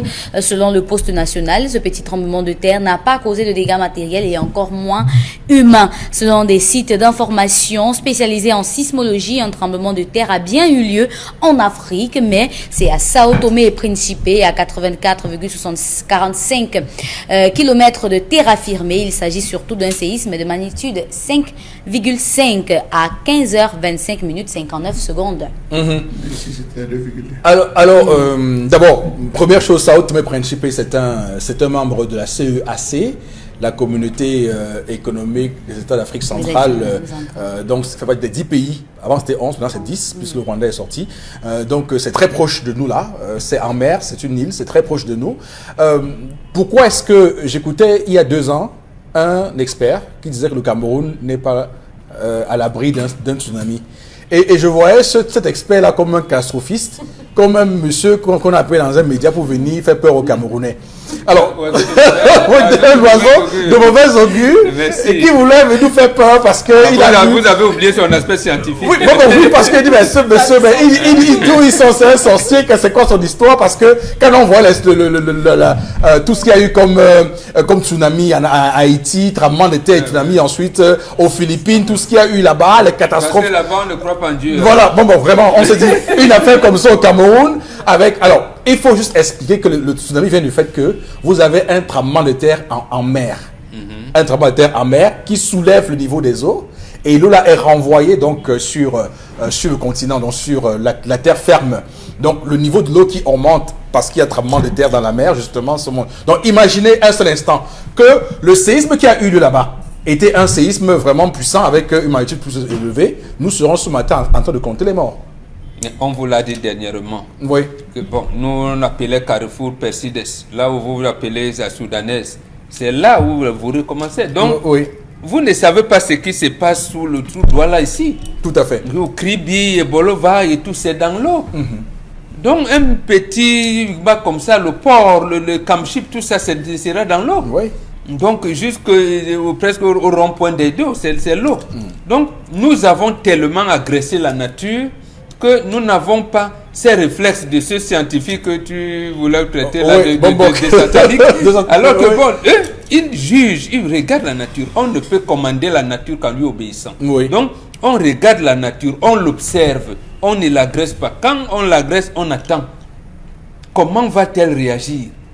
Mais nous, on n'a pas ça, on vit comme ça. Tu vois, là, il y en a qui achètent. Regardez la réaction du gouverneur voilà. du Sud, Félix Ngele. Il dit que bon, on va retrouver le centre régional du Minérisi pour avoir plus d'explications scientifiques sur cette affaire. Et nous sommes aujourd'hui, nous sommes à près de 12 heures, et on n'a encore aucun communiqué officiel pour nous dire, parce que les Camerounais ont eu peur. Beaucoup de gens font des témoignages et à Yaoundé et à Bolova et même dans le sud du Gabon pour dire que dans le nord du Gabon, pardon, le sud du Gabon, nord du Gabon, pour dire que mais ils ont ressenti comme si quelque chose allait se passer, comme s'il y avait la fin du monde. Nous, on ne s'intéresse pas à ces choses-là. Rappelez-vous comment l'avion de Kenya est tombé. Si on allait chercher à Kribi, on ne s'intéresse pas à ces choses-là. Donc on est abandonné. Alors, et tout. cette affaire va beaucoup faire plaisir à Charles, parce que quand j'ai appris cette secousse, c'était une secousse, c'était une réplique, parce que vous savez, quand un tremblement de terre quelque part, après maintenant il y a des ondes et ça arrive donc en secousse justement sur le continent comme on l'a vécu au sud du Cameroun. Quand j'ai vu ça, j'ai pensé à Charles Hamel. On est en 2017, je pense, Charles Hamel, quand vous faites une colère ici sur la protection civile et vous dites que si à Douala il y a un tsunami, comment on évacue la ville? Comment on évacue la ville, M. Eric Fopoussi? Je pense qu'on avait posé cette question-là, M. Eric Fopoussi. Et après, c'était des menaces qu'on avait reçues venant de Yaoundé, nous demandant de nous taire, qu'on n'avait rien à dire. Il y a des mécanismes qui sont mis en place pour le sauvetage. Je peux vous assurer que même en mer, si vous venez à votre navire vient à couler, il n'y aura rien pour vous sauver, M. Eric Fopoussi. Vous êtes fini au Cameroun. Cela viendra seulement ramasser les corps dans tous les cas. M. Eric Fopoussi, il y a 6 ans, on a connu les mêmes cas à Zamangoué, à Yaoundé. On a connu les mêmes cas à Oyomabang, les mêmes cas à Lobo, où il y a eu un tremblement. Cette fois-là, il avait duré environ 10 minutes, M. Eric Fopoussi, où les choses vibraient considérablement. Je me suis rapproché, M. Eric Fopoussi, des différents responsables avec qui on a discuté. Ils m'ont fait comprendre que ce qui va nous arriver ne sera rien par rapport à ce qui est arrivé à Haïti. Pourquoi, M. Eric Fopoussi? Vous aussi, je veux catastrophisme. Souvenez-vous de ces paroles. Ce qui va nous arriver ne sera rien par rapport à ce qui est arrivé en Haïti. Monsieur Eric Fopoussi, rassurez-vous que nous procédons à des choses. Nous avons des galeries souterraines vides en ce moment. Parce qu'on a détourné la majeure partie de l'orientation de l'eau. Oui. Les galeries souterraines sont vides. Parce qu'elles étaient chargées d'eau. Vous savez que l'eau dans les différentes galeries souterraines crée de manière compacte. Lorsqu'il y a, ça maintient l'équilibre, M. Rifopoussi. Oui. Lorsque c'est vide, progressivement, il y a affaissement. Vous ne vous rendez pas compte, il y a affaissement. Et lorsqu'une secousse comme celle-là touche la plaque tectonique, M. Rifopoussi, ça bouge et le sol cesse à s'équilibrer. Ça, c'est le premier point. Le deuxième point, M. Eric Fopoussi, je vais vous le dire.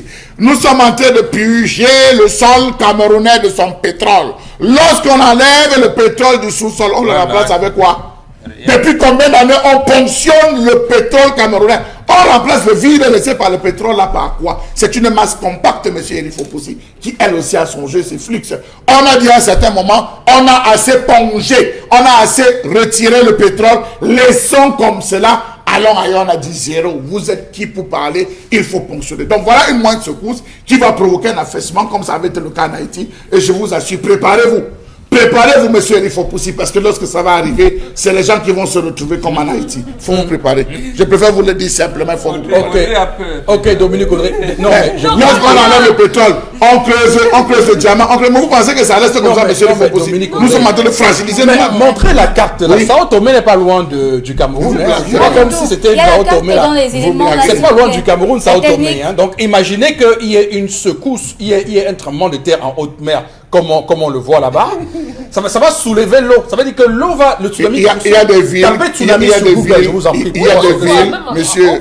Donc imaginez un peu Douala avec l'eau de 3 mètres. De haut, 3 mètres, c'est rien. C'est rien. C'est 10 mètres. C'est rien. On est dans les 25 mètres. Mais le tsunami, oui, qui vient. Voilà où se situe Sao Tomé. Vous voyez. Et ça vient par vague de 17 secondes. Monsieur, il faut vous dire 17 secondes. La première fait vous. La deuxième arrive. Mais ça veut dire que Limbe, on oublie. Boya, on oublie. Douala, on oublie. Oui. Vous évacuez comment? Donc, et que ça peut arriver sans qu'on ne sache même, parce que maintenant, c'est de nuit. J'ai parlé sans géologie. D'abord, on n'a pas de centre de Sans géologie. géologie. Stations sismiques. Les stations météorologiques sont où? Le week-end, monsieur, il faut aussi faire un tour, vous voyagez. Arrêtez-vous au Carbab. Demandez à entrer au Carbab. Il y a la dernière station qui devait être réhabilitée par Edgar Alain Mebengo, qui avait pris de l'argent pour... Je le dis, monsieur, il faut possible. Sur les 12 stations, il reste 3 seulement qui fonctionnaient avec le Carbab. Allez voir, il n'y a plus rien. C'est mort. Les araignées ont fait leur toile dans le tout, ce qui retient. D'accord. Merci. Donc, c'est pour vous dire on va que nous s'arrêter. n'avons rien, monsieur. On va s'arrêter là. Je pense qu'on aura l'occasion de refaire une colère là-dessus sur un risque de tsunami dans ce pays, parce que ce qui s'est passé hier à Yaoundé et à Ebolova n'est qu'une petite alerte si, évidemment, on n'y prend pas garde. Tout de suite, voilà, monsieur, on va prendre l'interpellation et ensuite on retrouve Consti Lamine. Bon, le problème, c'est pas les gens qui sont en haut, le problème, c'est nous-mêmes d'abord, nous les bas peuples. Parce que si nous, les bas peuples, nous réussissons à changer. Ça veut dire que nous les mettons la pression et ils vont aussi changer. Bon, ne cherchons pas à regarder qu'ils savent faire ça, ils savent faire ça. Réunissons-nous pour construire le Cameroun de demain et non le Cameroun d'aujourd'hui, pour donner le futur à nos enfants. La responsabilité d'abord, c'est nous-mêmes. C'est nous-mêmes d'abord qui gâtons ce pays. Parce que nous-mêmes d'abord, nous ne sommes pas conscients de ce que nous faisons. Les gens se comportent bizarre. Le Camerounais ne pense que l'instant présent, ne pense pas beaucoup au futur. Ouais. C'est ça le véritable problème des Camerounais. Alors, bon, commentaire, quelques secondes. Oui, le compatriote, je suis d'accord avec lui. Mais sauf à un niveau où il dit, c'est nous le problème, c'est pas nous qui avons créé le problème. Maintenant, la conscientisation du peuple voudrait qu'on s'organise. Personne n'a choisi de naître ici. Si la nature a voulu que nous soyons Camerounais, on s'organise pour sortir le Cameroun de la tête de l'eau. En tout cas, c'est ce que nous faisons. On fait en sorte que les dirigeants, ceux qui nous dirigent, prennent conscience. Voilà, et Jésus, Mahomet et Bouddha ne vont jamais se rencontrer au ciel. Voilà. Pour venir prier et empêcher, pour venir empêcher les tremblements de terre, ou encore les glissements de Mouaché. Donc malheureusement, on se retrouve justement à la responsabilité de nos gouvernants. Vous allez dans des pays, la Norvège et tout, vous vous rendez compte que en pleine mer, vous allez voir, en pleine mer, ils ont construit des barrages. C'est-à-dire pour prévenir un éventuel tsunami. C'est-à-dire que la vague venant à plus de 27 mètres va être cassée dans un premier temps, elle réduit, elle va arriver aux côtes en limitant les dégâts sur au trop 2 à 3 km. Il dit les dégâts à 2 à 3 km. Mais chez nous, on n'y pense pas. Merci. Chez nous, même les plages sont mal entretenues. Ok, merci. Sorepco, avec vous, Consti Lamine, correcteur de posture, hein, c'est ça ce matin. Alors nous parlons nous parlons donc d'abord de Sorepco, le meilleur et rien que le meilleur. Oui, moi-même je l'ai confirmé parce que ce matin, une forte délégation s'est rendue à l'agence Sorepco d'Aqua Falsa de Fête et cette délégation a acheté des chaises de cérémonie. Et parmi ses clients, il y avait 2 mamans très âgées qui ont dit, Consti Lamine, on vient aussi acheter nos chaises de cérémonie qu'on a vues à Equinox. Alors ce matin, je suis un communicateur content, un communicateur comblé de joie parce que j'ai compris qu'enfin, les Camerounais ont vu la réalité et cette réalité, c'est avec le concept de Salaka et avec son partenaire, le partenaire des partenaires, Sorepco. Nous allons tout de suite commencer la vente de ce matin, chers téléspectateurs. Le temps de rappeler à tous nos téléspectateurs que vous aviez encore quelques jours seulement pour vivre la grande promotion des meubles dans les agences Sorepco. Oui, c'est l'occasion plus que jamais. Nous sommes bel et bien en période de fête.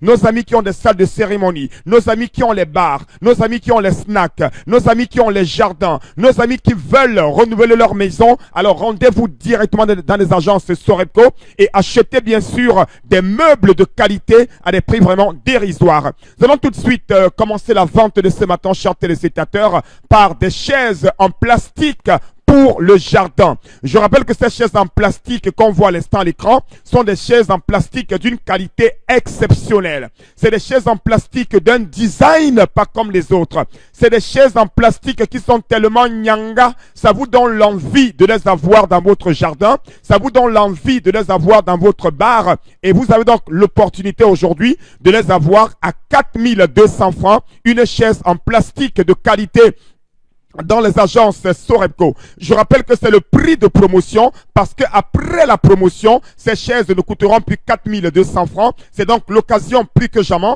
de les acheter à 4200 francs dans les agences Sorepco. C'est des chaises de qualité supérieure. C'est des chaises en plastique. Oh là là là là là là. Un plastique solide. Un plastique bien travaillé qui est commercialisé dans les agences Sorepco à 4200 francs. La chaise en plastique de qualité supérieure. À côté bien sûr des chaises en plastique, on parle également des chaises pour des cérémonies.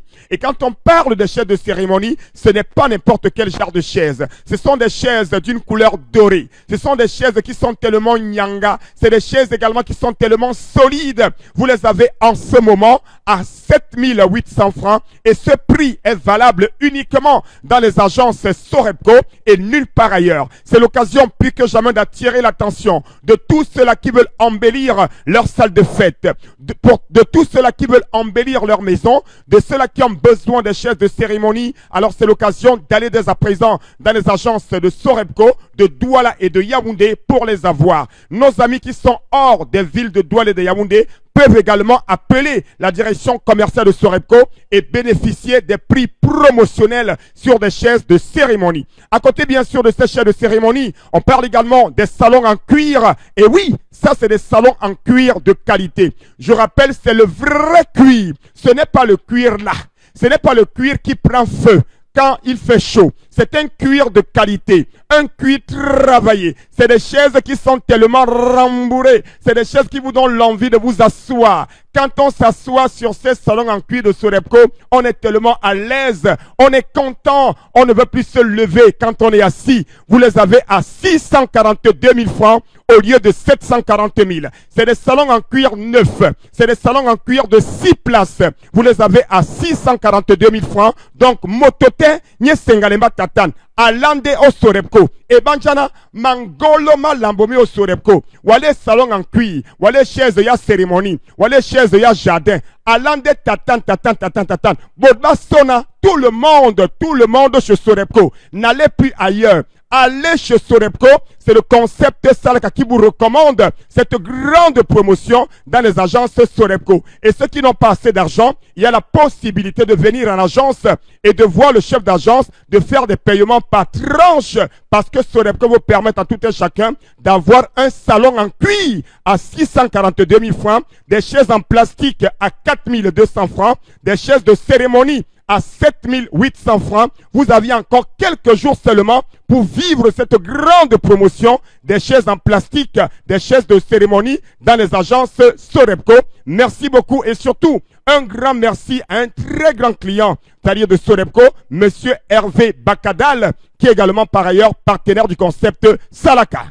Merci Consti Lamine. Madame, Monsieur, malheureusement, on s'achemine vers la fin de cette émission. Ça a été une émission, on va le dire, très dure. Dure parce que la réalité est là. On ne peut pas voir quelque chose de noir, on dit que c'est blanc. Malheureusement, parce que ce qui s'est passé au tribunal administratif est tout à fait terrible. Hier à 23h30, la même collégialité vous dit que quelqu'un qui quitte du RDPC pour le SDF doit payer ses cotisations.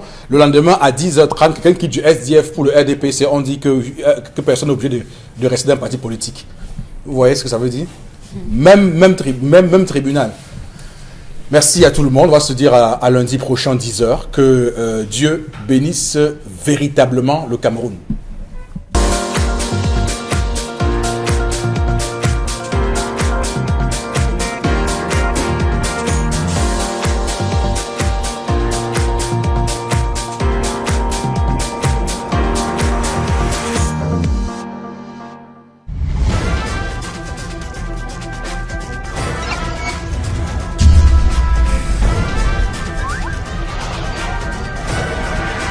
Equinox Télévision, au-delà de l'image, nous rendons compte.